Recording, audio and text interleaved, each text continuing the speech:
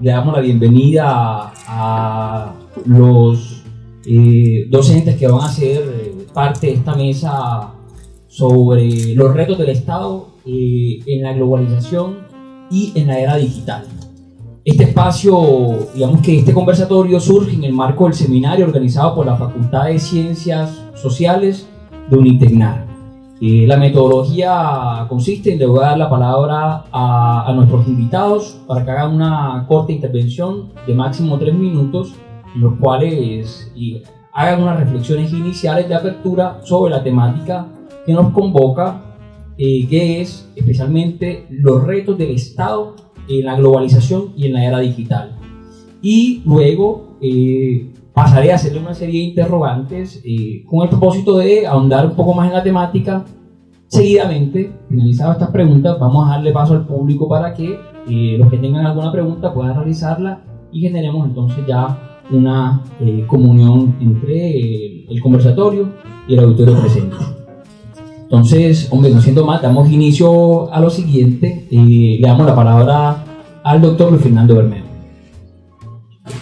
Bueno, muchas gracias, doctor Osorio. Muy complacido de estar en este espacio, que obviamente yo también soy docente de esta universidad y me siento muy feliz de estar aquí. Y creo que el seminario fue pensado para precisamente reflexionar sobre el momento histórico que vive el mundo, y específicamente pues el concepto de Estado-Nación y los elementos que el Estado-Nación tiene por definición conceptual. Me parece que la ponencia anterior, la conferencia del profesor Mercado, puso muy bien claras las cosas en contexto al decir que el Estado-Nación está en crisis y que pues se deben generar espacios para reflexionar hacia dónde va ese concepto y hacia dónde va el mundo en este sentido. Entonces yo quiero como puntualizar dos aspectos de esa crisis.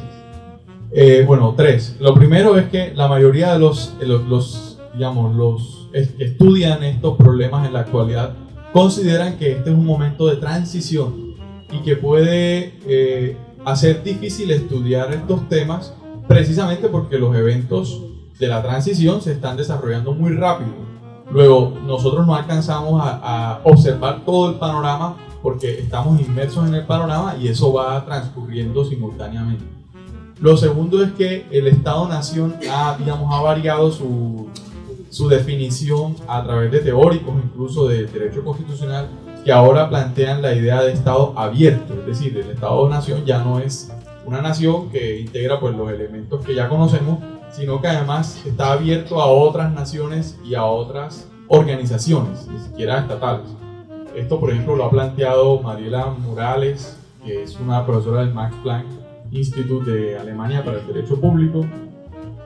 Y bueno, yo creo que, y lo otro, pues el tercer punto es que si eso es así, el derecho que dependía antes del Estado, pues lo están creando instituciones que no son estatales. Y esto hay que reflexionarlo. ¿Cómo es posible que haya un derecho no estatal? Eso es bastante curioso. Entonces, creo que mi intervención va a tratar de ir orientada en estos 3 aspectos que he comentado. Muchas gracias. Doctor Mauricio. Muy buenos días a todos.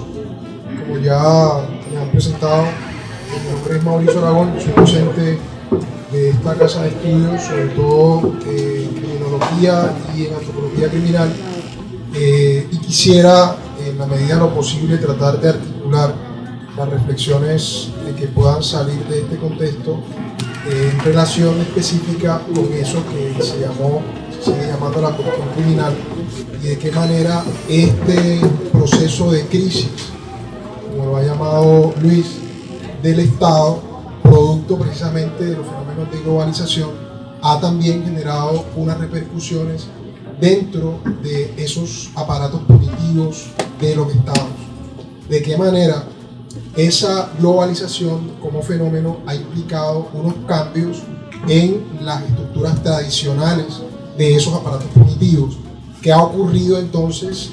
Va a ser una de las intenciones, insisto, articulando en la medida de lo posible con las reflexiones que surjan dentro del espacio.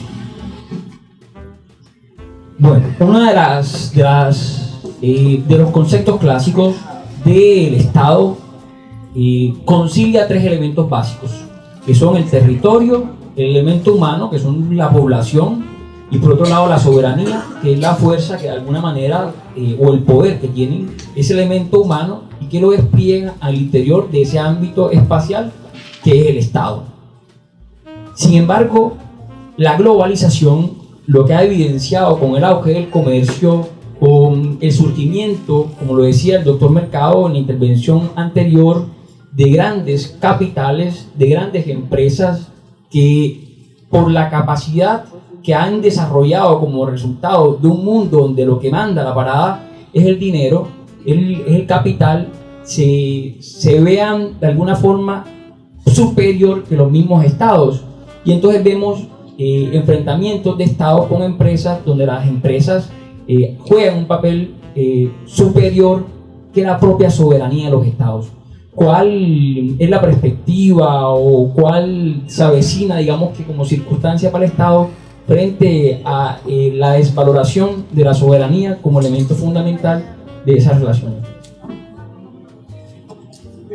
Bueno, yo para responder a esa pregunta o participar frente a esa pregunta, quisiera profundizar un poquito en el concepto de estatalidad abierta de Mariela Morales. Pues ella no es la única, pero digamos el Max Planck Institute en Alemania para Derecho Público Internacional ha estudiado precisamente este problema de la soberanía y ha dicho que, digamos, el concepto tradicional de soberanía implica primero el concepto de soberano, que podemos adjudicarle a Hobbes su conceptualización, y es que alguien manda y no hay nadie por encima de ese mando.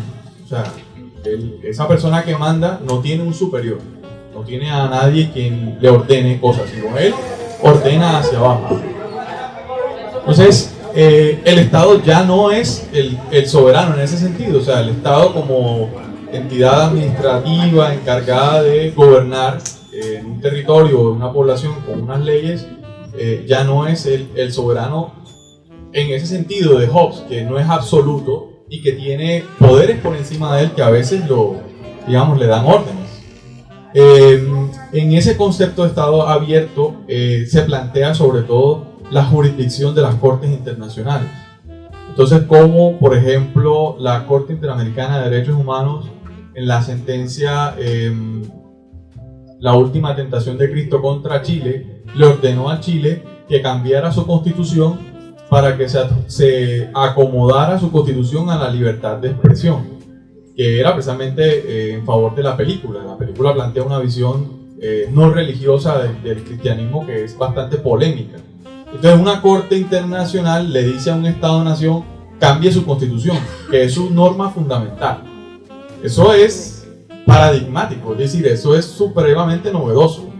Entonces, desde ese punto de vista, yo creo que la integración normativa a diferentes niveles, lo que se ha llamado también constitucionalismo multinivel, puede ser el panorama. Y eso creo yo que esa integración se va a dar alrededor de los derechos humanos. Esa es mi opinión personal, todavía no está fundamentada en una investigación, sino apenas en un aprendizaje previo. Por otro lado, por fuera de este concepto de estatalidad abierta del derecho internacional público, hay que decir que hay una especie de dictadura, pero ahora del capital. O sea, ahora realmente es la economía, pues desde que Marx lo dijo, creo que no se equivocó, la economía determina la política y el derecho. Y en ese sentido, me parece que el Estado no es el soberano porque hay corporaciones internacionales de mucho dinero que demandan unos intereses que los estados tienen que acomodarse. O incluso el mismo Fondo Monetario Internacional, con el ejemplo de Ecuador que pusieron en la pregunta. Entonces, yo creo que los estados más bien, si quieren sobrevivir en esta globalización, deben de alguna manera reacomodarse o reajustarse a estas nuevas realidades. Bueno, en relación con este tema de la soberanía, a mí me parece importante resaltar cómo existe en este orden toda una criminalidad a nivel global que ha venido también a poner en cuestión esa autoridad o ese poder supremo de los Estados-nación. Es indiscutible que hoy existen organizaciones criminales que traspasan las fronteras de los estados y, por ejemplo, podemos verlo concretizado en lo que ocurre con organizaciones como las organizaciones del narcotráfico, que son organizaciones que, por supuesto, están de muchas maneras en constante transgresión de fronteras nacionales. Pero pensemos también en que, y aquí voy a tomar una idea de Ferraioli, que lo que antes implicaba que los estados ponían a las empresas a competir, hoy se ha invertido y son las empresas las que ponen a los estados a competir para que esos recursos, que muchas veces estas empresas que son multinacionales, vayan a las arcas de esos estados. Y entonces ocurre que hay todas unas estructuras de corrupción al interior de esos estados que son las que a través de sobornos, ¿cierto? Piensen por ejemplo en un caso como el de Odebrecht. Estas estructuras criminales pueden superar enormemente una serie de controles y se habla entonces de una desregulación que posibilita que estos poderes económicos se burlen en la cara de esos estados. Esto plantea una serie de retos para el Estado-Nación que vamos a mirar aquí en la medida de lo posible con un derecho penal mínimo que se desinfle un poco y que ataque las formas de criminalidad de poder y no lo que llamaríamos formas de criminalidad de los marginales, es decir, perseguir unas formas de criminalidad que están en cabeza de unas estructuras de poder que muchas veces se mueven de manera subterránea o subterfugia. Pensaría yo que es uno de los más grandes retos ese para el Estado en cuanto a ese mantenimiento de soberanía. ¿Cómo hacer para evitar que estos poderes logren permear o logren pasarse por los poros de esa soberanía, de ese poder?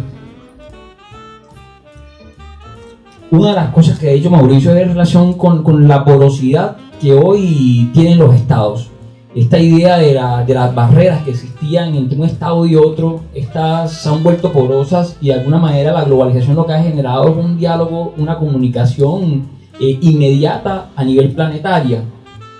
Eso pone en riesgo uno de los pilares del Estado liberal y democrático, que es precisamente el Estado-nación, esta idea de nación que de alguna forma es los lazos de solidaridad que se van construyendo entre una población por habitar el mismo territorio y por desarrollarse en el devenir histórico de esa misma comunidad.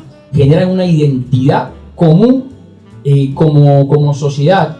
Sin embargo, la globalización supone un diálogo tan acelerado, tan estrecho a nivel planetario que elimina esas identidades.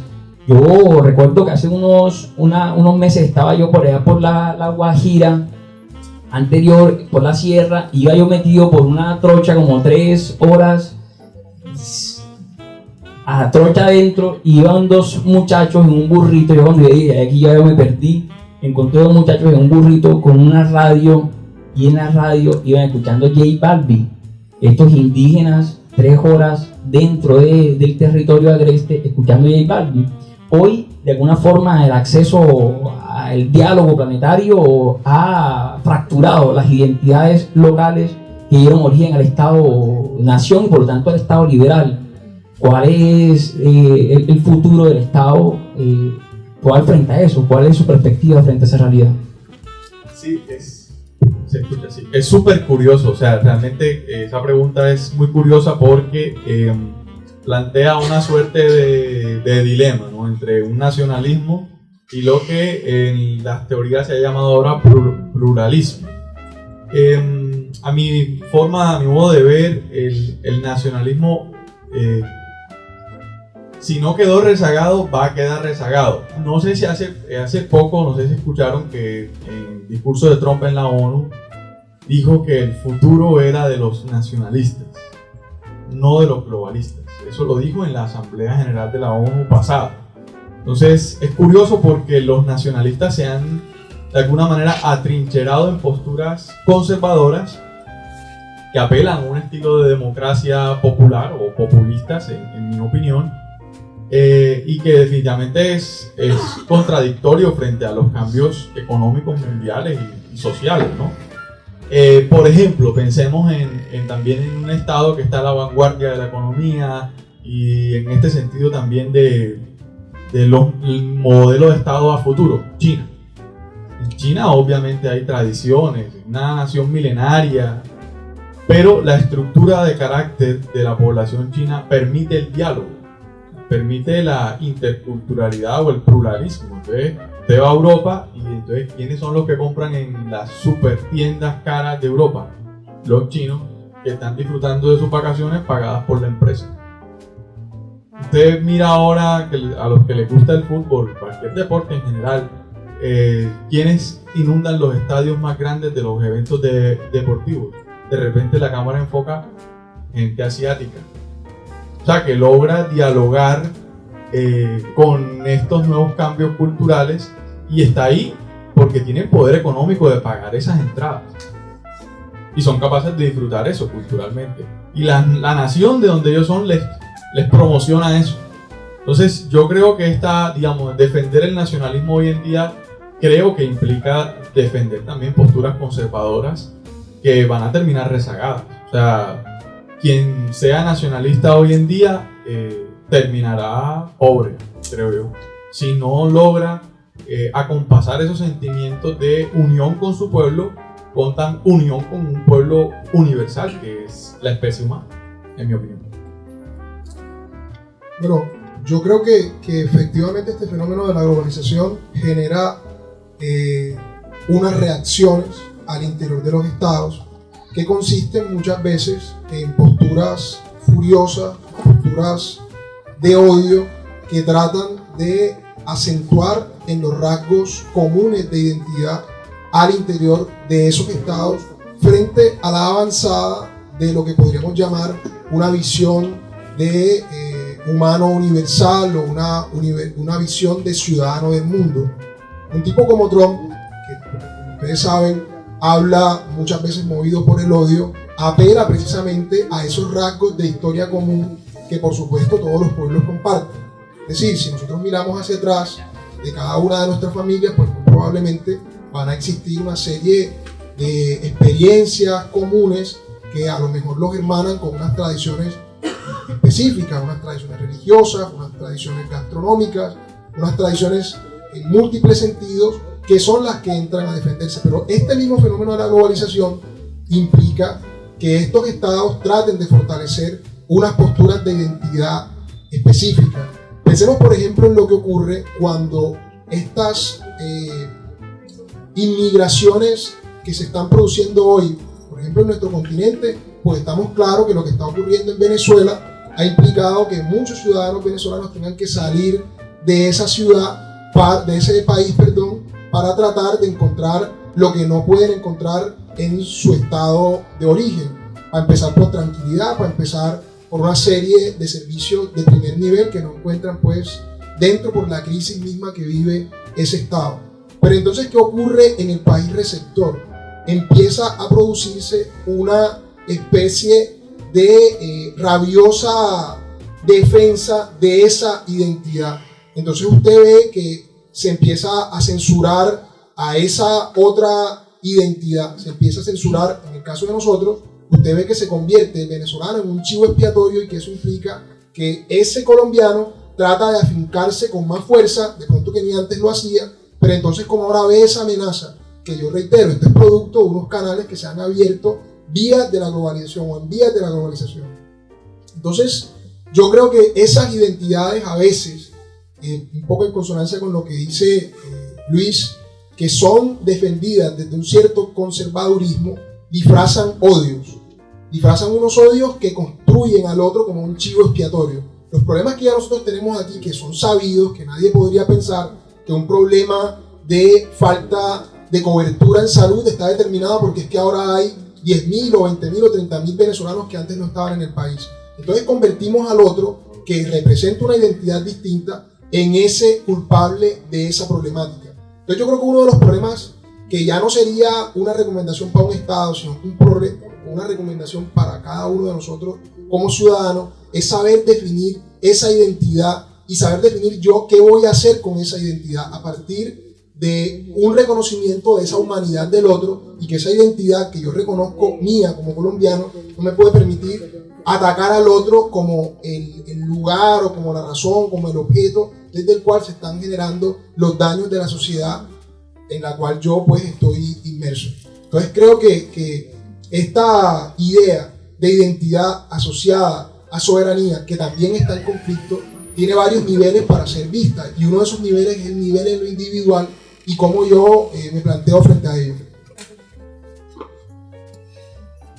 Muchas gracias. Hay algunos que asimilan el Estado con un edificio, cierto, pero dicen no puede ser un edificio porque el Estado, a diferencia del edificio, está en movimiento. Entonces dice Carnelutti, entonces el Estado es un organismo, concepto que ya viene de mucho tiempo atrás. El organismo entendido en el sentido platónico, que buscaba la igualación de los componentes que constituyen ese organismo, que es un poco la tendencia de los regímenes comunistas de igualar a todos los componentes, a todas las personas dentro de ese organismo que es el Estado, o en el sentido aristotélico, que parte de entender que efectivamente funcionamos como un organismo del Estado, pero que los componentes que lo componen, las personas, gozan de una individualidad y unas diferencias entre ellos. Sin embargo, sea como un movimiento que genera el Estado como organismo, lo que se observa es que, como toda institución, el Estado tiende a ser conservadora y por lo tanto tiende a ser inmóvil o un movimiento muy lento. Lo que observamos hoy en día en el mundo globalizado es, por el contrario, el movimiento perenne de la economía. Hay una fluctúa y la dinámica es tan acelerada que de alguna manera el mundo de la economía, que se ha vuelto también el mundo de lo social, termina desbordando las realidades jurídicas del Estado. Y el Estado termina muy relegado en relación con los cambios que plantea el mundo económico, el mundo empresarial, y cómo se reinventa permanentemente la economía en una botella de plástico que se puede cerrar y ahora es reciclable, o en una aplicación, o en un celular, o una camiseta. Todo el tiempo se está reinventando la economía. Algunos señalan que esa diferencia de velocidad para atender las realidades sociales del Estado y de la economía supone para el Estado una crisis, que identifican algunos como la muerte del Estado, y otros que el Estado agoniza, pero que todavía tiene posibilidades de vitalizarse. A su criterio, encontramos ya un Estado que agoniza irreversiblemente, o que todavía hay posibilidades de que ese Estado logre reinventarse en mira a un porvenir en el cual todavía él se presente. Sí, bueno, esa es una pregunta tremenda porque, digamos, ahí está la dicotomía, ¿no? ¿Cuál va a ser el futuro del Estado? Lo primero es que lo que yo creo que está en crisis no es el Estado en general, sino el Estado-Nación. O sea, el modelo de Estado que es Estado-Nación, pero antes de ese modelo de Estado-Nación han habido otros. Y yo creo que más bien vamos a volver hacia modelos anteriores al Estado-Nación. Pero el Estado creo que permanecerá, porque toda sociedad necesita determinar quién manda y quién obedece, y eso se hace a través de una estructura política. Que no, hasta ahora no tiene un mejor nombre que el que le dio Maquiavelo, Estado. Lo que sí es el modelo de Estado-Nación, o sea, que además compartimos esos sentimientos de unión de pueblo, y que con base en esos sentimientos estructuramos una administración política en cabeza de unos individuos específicos. Yo creo que eso sí tiende a desaparecer, o sea, pero ahí hay un problema, un problema verificable en la realidad, y es el modelo chino. El Estado chino, o sea, el Estado-Nación chino no se está acabando, está más fuerte que nunca. Entonces, los que se están en crisis son los estados liberales, que han hecho del contrato social su mito fundacional. En cambio, en el modelo chino, que es un estado pues comunista, como ustedes saben, el Estado es muy fuerte, o sea, el aparato administrativo y burocrático de administración de la economía es fuertísimo, y se mete en las empresas. Hay una muy buena serie de documental en Netflix, pero no hacerle publicidad, que se llama Una fábrica norteamericana, An American Factory. Ojalá y la vean. Un empresario chino abre una fábrica en Estados Unidos, y cómo cómo los trabajadores se comportan en uno y otro lado. Y cómo esa empresa en China, los miembros de la junta directiva son del Partido Comunista, o sea, tienen que ser. Entonces, yo creo que lo que está, como digo, lo que está en crisis es el Estado-Nación liberal, y creo que el Estado va a mantenerse, debe mantenerse por una cuestión moral, porque creo que hay algunos bienes comunes que no deberían someterse a la lógica de la economía, como el medio ambiente, y para eso necesitamos un tercero que debería ser el Estado. Pero el modelo de Estado-Nación sí debe tender a desaparecer, en mi opinión. Yo creo que vale la pena también anotar que en este contexto de tremenda convulsión económica producida por esta globalización, se han generado unos incrementos impresionantes. Yo creo que nunca antes en la historia de la humanidad había existido una acumulación de capital tan desmedida en unos cuantos sujetos. Hay muchísimas estadísticas sobre esto que señala que puede existir en 4 o 5 individuos el dinero suficiente como para igualarse al Producto Interno de un país de periferia o un país de tercer mundo, lo cual no tiene comparación con algo que haya ocurrido antes. Esto sin duda da cuenta de esto que mencionaba un poco antes, y es de una desregulación. Sin duda, una de las razones por las cuales se han producido estos incrementos tan grandes de capital es porque no existen controles, porque esa función del Estado como garante de una legalidad al interior de ese territorio, pues se dibuja en la medida en la que unos particulares también se ven lucrados por estos negocios de escala global.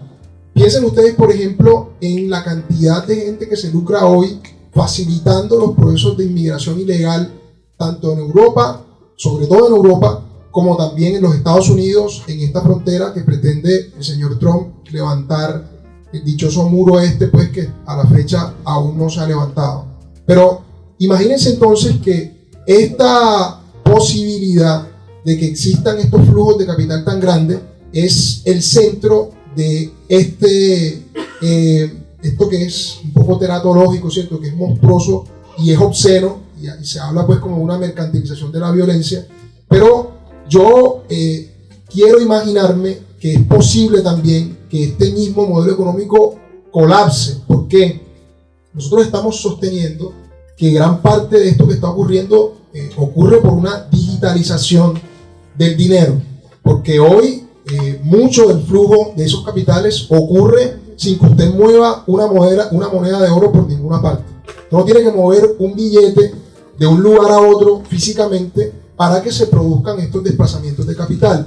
Pero, y apelando también a algo de cultura popular, hay una serie que se llama Mr. Robot, y el protagonista de la serie, que es un hacker, que es este que hizo recientemente de Freddie Mercury,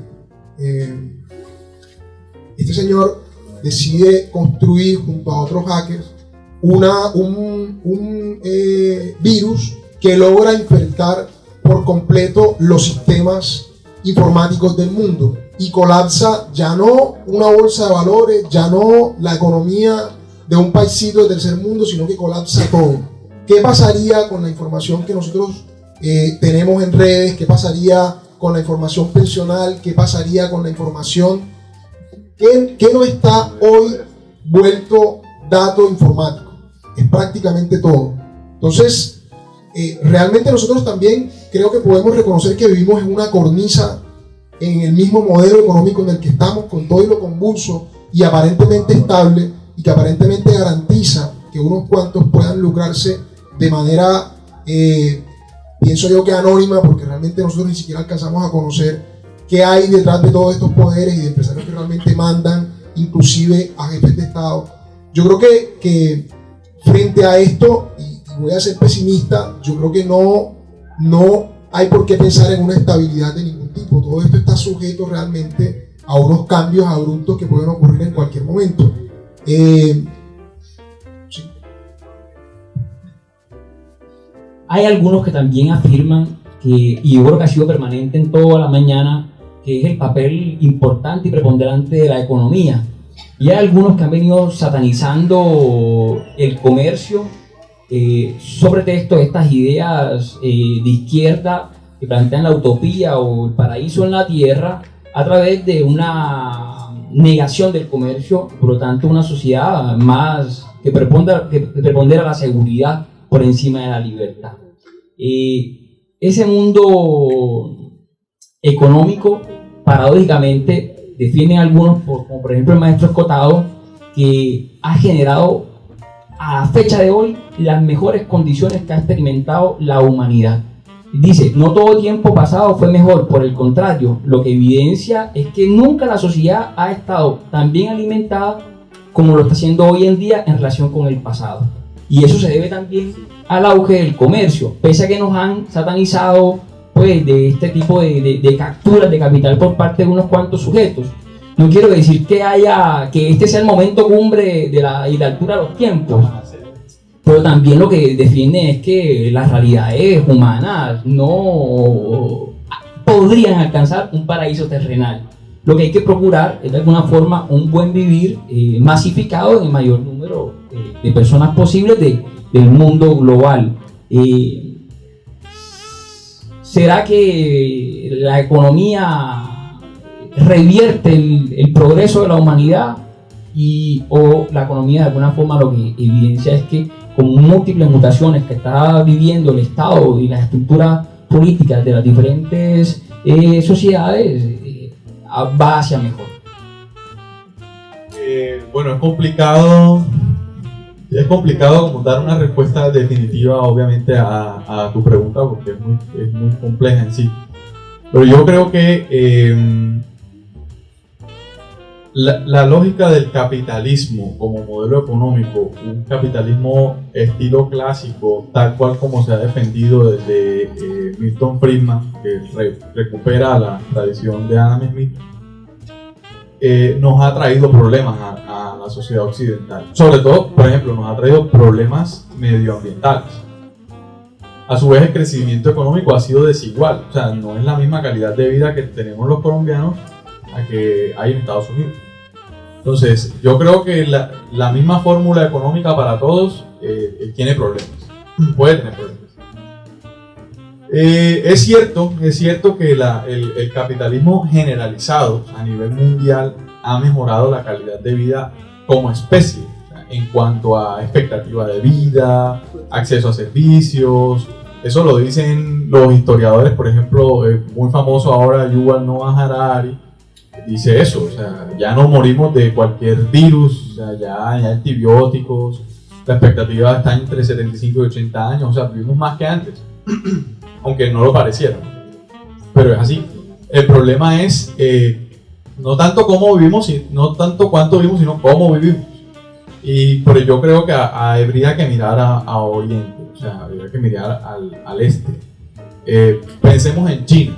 Bueno, en China tal vez no se respetan los derechos humanos como dicen, que no se respetan los derechos humanos como en Occidente.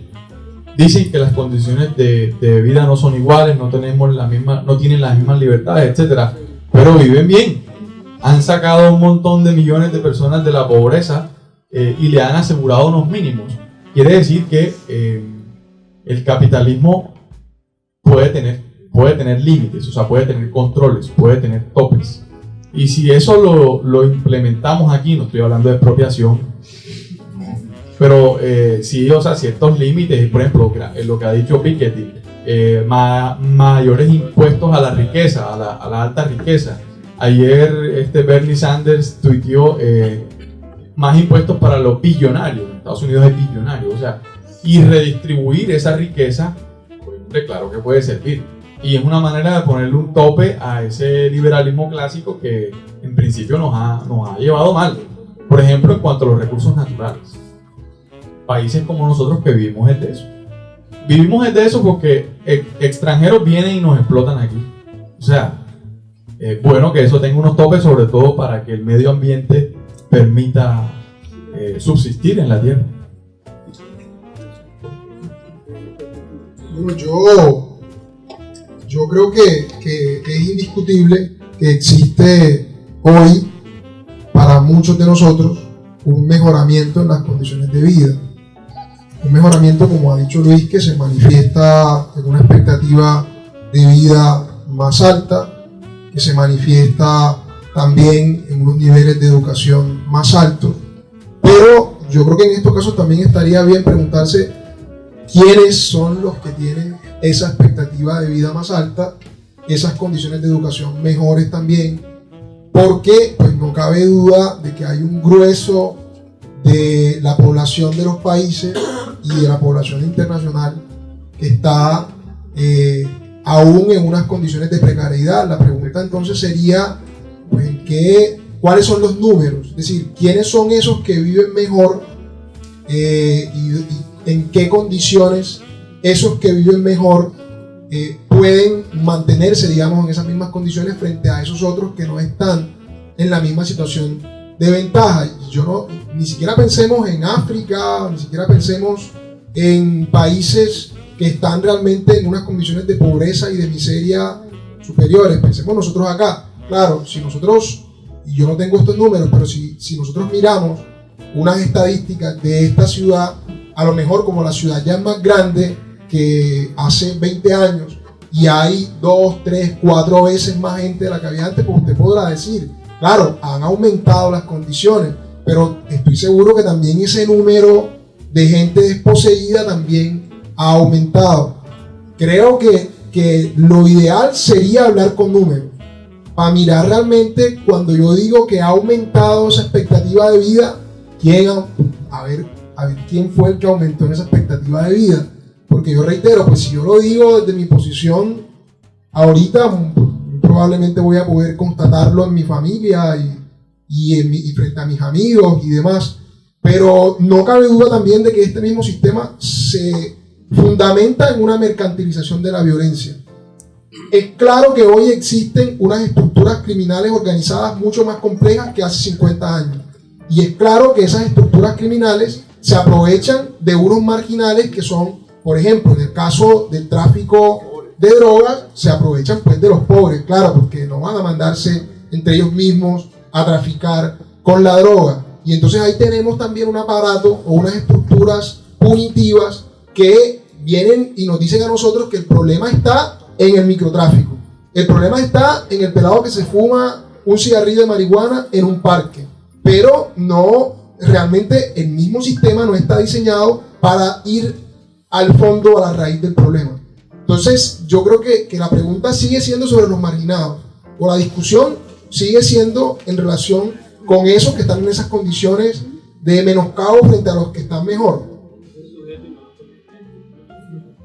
Sí, con un dato curioso, el 95% de la población durante la Edad Media estaba en la pobreza y en la miseria.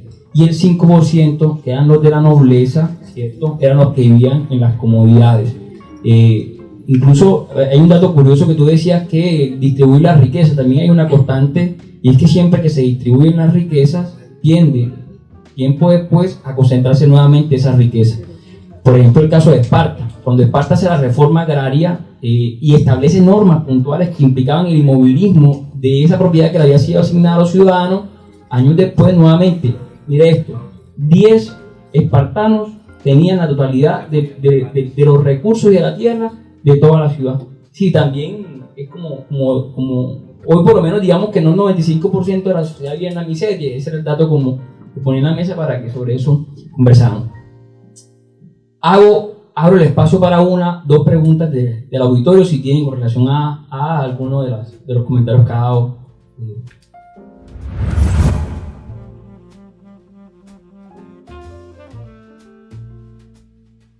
Sí, bueno, eso es una muy interesante pregunta porque el capitalismo en Colombia no se ha desarrollado. O sea, nuestra economía todavía es latifundista, lamentablemente. O sea, todavía implica las grandes concentraciones de tierra. Y los grupos económicos que se basan en las grandes concentraciones de tierra, o sea, a nivel macro, lamentablemente parece que no quieren cambiar. O sea, no quieren soltar y cambiar a otro negocio más globalizado, más en el comercio internacional, sino mantenerse en la concentración de tierra. Entonces, lo primero que debería hacer Colombia realmente, bueno, si la Constitución del 91 nos plantea expansión económica, liberalismo económico, pues que sea real, para que sea de verdad que efectivamente llegará el capitalismo a Chocó a los llanos orientales, hasta aquí mismo en Cartagena. Hasta hace poco tiempo fue que se desarrolló la industria y se está desarrollando. O sea, estamos en ese camino. Mientras los gremios económicos latifundistas no quieran cambiar, todavía tendremos el problema de la reforma agraria, que hasta en el acuerdo de paz todavía eso es un problema, todavía es un conflicto. Si eso no pasa, pues seguiremos atrasados. Entonces, una alternativa es que esos gremios económicos se den cuenta que tienen que cambiar de actividad económica para ganar dinero en otras cosas, no tener vacas o tener palma de cera, cambiar un poco. Lo segundo es que la Constitución del 91 ya trae unas estrategias de economía solidaria, como son las cooperativas. Creo que hay buenas experiencias de cooperativas de trabajadores, pero han sido muy limitadas. Hay experiencias súper exitosas que han creado entidades financieras cooperativas. No las que uno ve en los juzgados que prestan a los pensionados, no creo que sean esas, pero sí. Por ejemplo, hay una muy buena experiencia en la Universidad de Cartagena, el Fondo de Empleados de la Universidad de Cartagena, Fonducar. La Universidad Cooperativa de Colombia. El Fondo de Empleados de la Universidad de Cartagena de Fonducar tiene en sus activos miles de millones de pesos y empezó quebrado. Porque profesores de su salario ahorran ahí y esa entidad le presta a ellos. Y después al final hacen una redistribución de las ganancias entre todos los asociados. O sea, genial. Están dando clases, están trabajando, pero al mismo tiempo disfrutan de los beneficios de sus ahorros, cosa que no hace un banco, cosa que hace una cooperativa. Entonces, creo que utilizar esos mecanismos que están en la Constitución serviría y buscar otras alternativas. De verdad que sí, pensar en otro tipo de capitalismo, por ejemplo, a la manera china, a redistribuir ingresos, en mi opinión.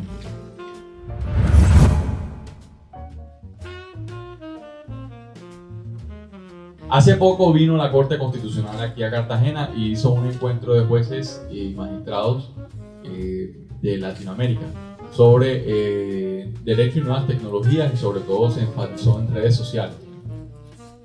Es muy curioso. Los que están a la vanguardia de los movimientos sociales a favor de la regulación de redes sociales están hablando de la creación de un nuevo derecho humano, el derecho humano de los datos. O sea, que los datos de todos nosotros que utilizamos sistemas de información digitales sean, primero que todo, son de nuestra propiedad, pues por propiedad intelectual, pero que sean además un derecho humano. O sea, que a nivel internacional se protejan los derechos de cada individuo a tener sus datos, porque nadie se preocupa por esto. Y por ese flujo de información de los datos es que las empresas de alguna manera los utilizan para vendernos más mercancía e influenciar en nuestros gustos, incluso en nuestros gustos políticos, lo cual hace que nuestros gustos políticos sean definidos o moldeados.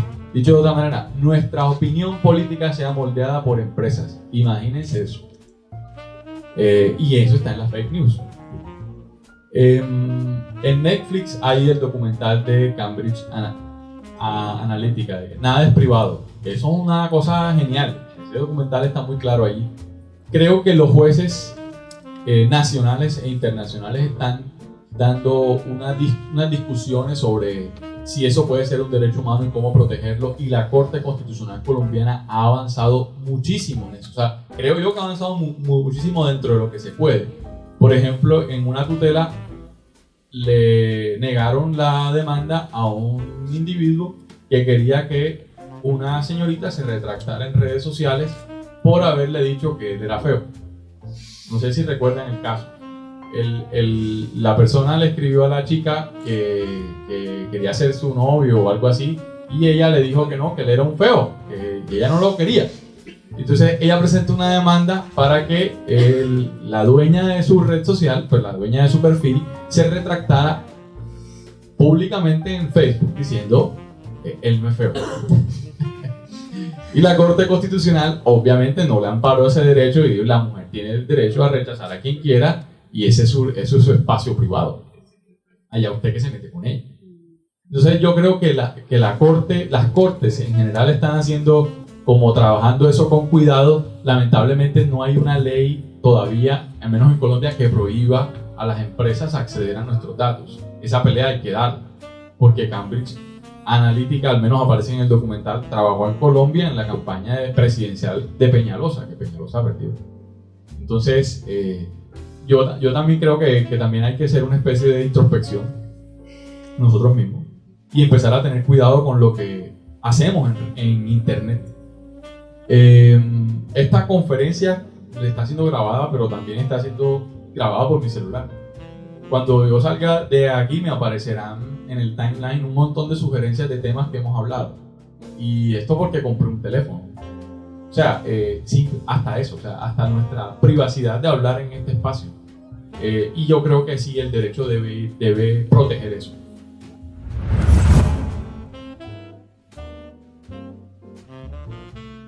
Fíjate que recientemente pues, hay toda esta discusión sobre una reforma que se está realizando en materia salarial que va a afectar de manera principal a jóvenes, ¿cierto? Se está procurando que los jóvenes, que si mal no estoy, el límite son 25 años, y que estos chicos de esta edad ganen un 70% del salario mínimo. Si tú hablas, no sé si conocerás de pronto a alguien que haga empresa, pero si tú les preguntas, pues probablemente te van a decir que es un salario excesivamente alto. Es decir, si nosotros sumamos lo que dan las prestaciones sociales más lo que te pagan efectivamente, está un poquitico por encima del $1.000.000. Y si ponemos eso en un plano internacional, pues resulta que no es un salario mínimo bajo. El punto es, tú has acertado, ¿qué puedo comprar con ese dinero? Porque es que entonces ya entran acá unas discusiones de macroeconomía que son más complejas y que no tienen que ver propiamente con el hecho de que hayas trabajado esa cantidad, sino con el poder adquisitivo del dinero y qué puedo yo realmente, qué servicios puedo adquirir yo con esa cantidad. Entonces, no cabe duda que inmerso dentro de toda una dinámica neoliberal, ahorita Luis citaba a uno de los Chicago Boys, a Milton Friedman, que apunta precisamente a bajar impuestos a las empresas y a subírselo a la persona natural, a procurar que existan unas legislaciones laborales mucho más laxas a favor del empresario y sin duda en contra del ciudadano de a pie. Entonces yo creo que uno de los problemas grandes de este fenómeno de globalización es mirar de qué manera se pueden redistribuir esas cargas sin que nos vendan la falacia de que es que yo estoy incentivando empresas cuando bajo los impuestos de las mismas, porque está demostrado, y eso aquí ya se hizo. Es decir, eso no es que eso sea un invento nuevo, vamos a bajar impuestos a las empresas para reactivar la economía, pero sí es que eso ya se hizo. Ya eso se intentó acá, es decir, eso con Uribe se intentó y no hizo lo que iba a hacer. No incentivó ningún empleo, no mejoró ninguna condiciones. Pues claro que se enriquecieron algunos los que tuvieron la medida a favor, por supuesto. Pero entonces creo que hay que tener cuidado con cómo uno recibe esta información, porque realmente podrán ser muy estructuradas con matemática y con gráficas y con lo que tú quieras, es decir, mensurable será todo el asunto, pero también puede encajar en fake news. También te están mintiendo cuando te dicen realmente que es que con estas medidas vamos a lograr hacer lo que no se pudo hacer antes. Entonces, no es que te paguen menos del mínimo en todo caso, sí. Oportunidad.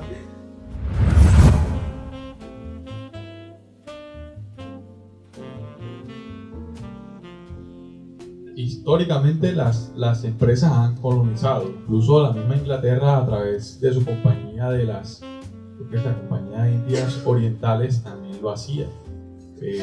Y se enriquecieron muchísimo los miembros de esas empresas que iban a esos territorios de alguna manera a trabajar allí, pero lo que hacían era colonizar y ordenaban esa economía a su favor.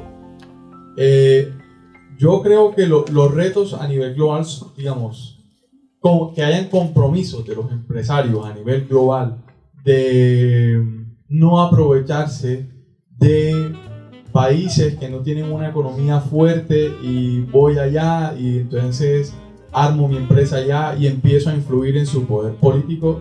Un compromiso a nivel internacional lo dudo muchísimo. Es decir, no creo que haya voluntad política por parte de esas grandes empresas en hacer eso. O sea, yo realmente soy escéptico en ese sentido. ¿Qué alternativas se han dado? Por ejemplo, la ISO, que es la Organización Internacional de Normalización, ha establecido ciertas reglas de estandarización para la competencia leal, para el respeto de los derechos humanos, para políticas anticorrupción.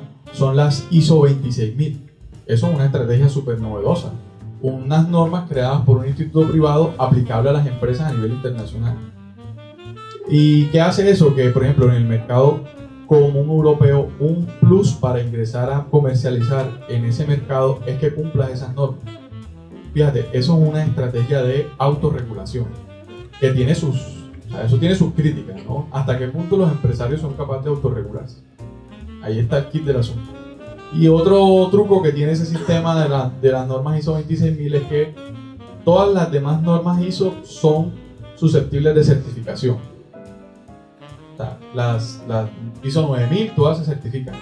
Esa norma, que es para respetar derechos humanos, competencia leal y anticorrupción, no se certifica.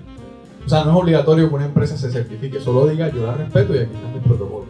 Pero ¿y si no lo va a cerrar?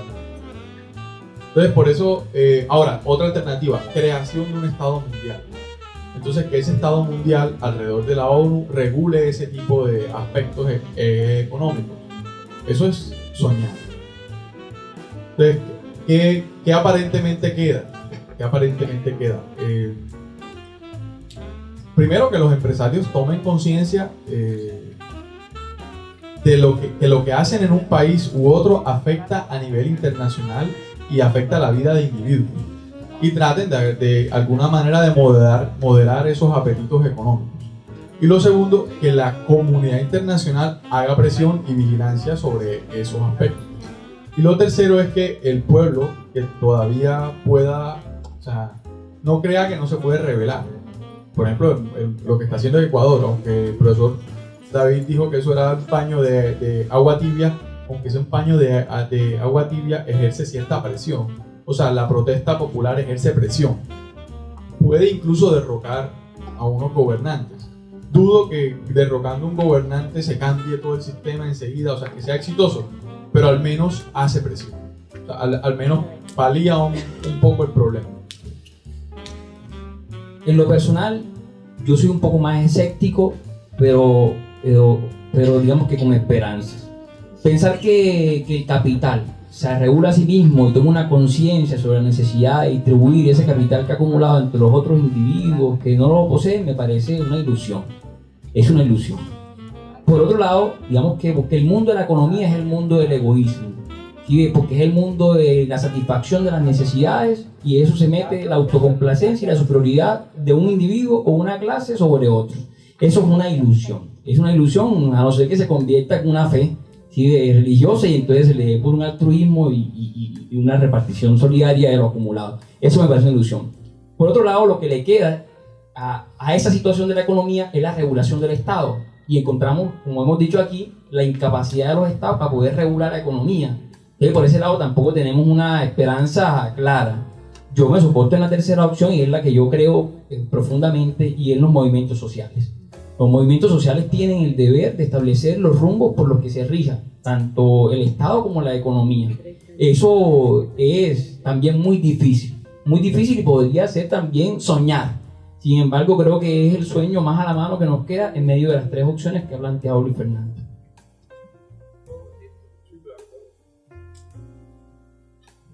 En alguna de tus afirmaciones, bueno, pues el derecho a resistencia me parece espectacular, y pues es cada derecho del ser humano, pues resistirse a lo que está moralmente incorrecto. Pero una de tus propuestas era pues que una organización no gubernamental como la ONU pues se encargara de dirigir esa parte a nivel global e internacional. Eso lo hablaba precisamente el doctor Yahari, pero me parece un poco distópico. Y si fuera más allá de la utopía y si fuera realidad, ¿no crees que se volvería como 1984 o un mundo feliz? Sí, es que precisamente, bueno, yo no comparto esa opinión. O sea, la opinión de la creación de un Estado mundial es una opinión de algunos teóricos. Incluso ya es una opinión revaluada. Es decir, yo no afirmo que sea posible crear un Estado mundial, o sea, estilo la ONU, con una constitución que sería la Carta de Derechos Humanos, etc. Yo dudo de eso, o sea, no, eso a mí me parece que es soñar. Y tienen esos riesgos precisamente, o sea, que el Estado de alguna manera, entonces ya no es la economía la que controla el Estado, sino el Estado que controla la economía, pero entonces finalmente la gente sigue igual de pobre. O sea, yo creo que aquí el problema es, la definición está en salir de la pobreza. O sea, si los individuos somos capaces o no de salir de las condiciones o de mejorar las condiciones donde nací. Porque nadie elige dónde nace. China es un muy buen ejemplo. Y algo que dijo José, que le parecía escéptico, era que esa fe de tener humanidad en la economía pueda ser un factor religioso. Pues esa es la ética de trabajo oriental, una ética de trabajo religiosa. Si esa ética la convertimos de alguna manera en religión, y eso es un poco el defecto y virtud de Yuval Noah Harari, que desde su visión mística judía plantea cómo será el mundo. Yo creo que en ese sentido la organización del comportamiento humano a través de creencias religiosas dirigidas hacia el trabajo pueden ser una solución. Pueden ser una solución. O sea, una ética confuciana de la OTSE, de cómo me comporto en mi trabajo, de cómo valoro mi trabajo, cómo distribuyo mis ingresos, cómo cumplo moderadamente. Es decir, no es una ética liberal, es una ética de la moderación precisamente. La exageración se ve mal. Entonces, si eso lo empezamos a implementar, si somos capaces de vivir con lo que tenemos, y si los empresarios tienen esa ética también, maravilloso. Mientras tanto, seguimos como estamos. Gracias. Bueno, con esa última intervención y esa última pregunta, le damos finalización a este conversatorio. Gracias a todos los asistentes. Espero que sigan disfrutando del seminario que continúa en la hora de la noche.